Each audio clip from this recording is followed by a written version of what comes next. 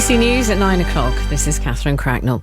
British military intelligence says the Ukrainian defence of the eastern city of Bakhmut is coming under increasingly severe pressure from Russian forces.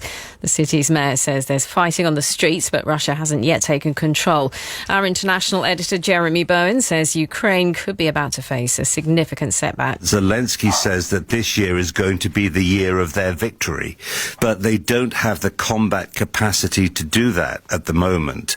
And in fact, if they're going to lose somewhere like Bakhmut, then it shows that the Russians, however painfully and with such force, are inching forward.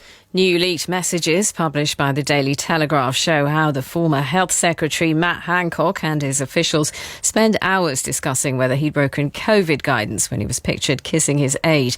He resigned shortly afterwards. A spokesman for Mr Hancock says there's no public interest in publishing the messages. Senior doctors in England are being told by their union to ask for at least 3 times their basic pay to provide emergency cover for junior colleagues who are going on strike later this month. The advice, which has been issued by the British Medical Association, has been described as unreasonable by NHS bosses who are trying to plug the gaps in emergency care during the 72-hour walkout by junior doctors.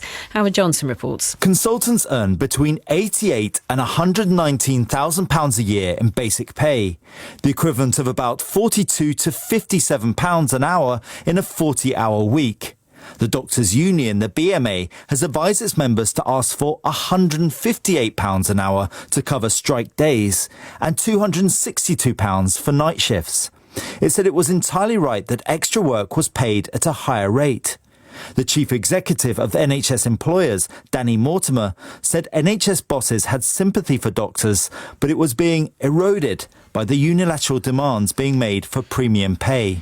The boss of the organisation, which represents energy firms, has urged the government to give them more notice if it plans on extending support for household bills. The Chancellor, Jeremy Hunt, is expected to keep the energy price guarantee at current levels for a further 3 months from April.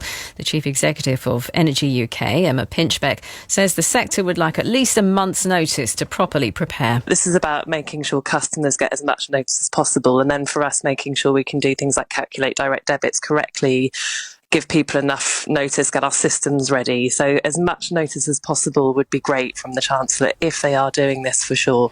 The White House says President Biden's had a cancerous skin lesion successfully removed from his chest last month. His doctor says no further treatments needed.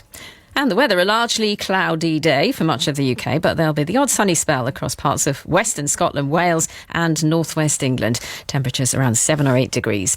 And that's the BBC News at 3 minutes past 9. Thanks, Catherine. Now, Saturday Breakfast with Dermot O'Leary. 88 to 91 FM, BBC Radio 2. Danny Dyer.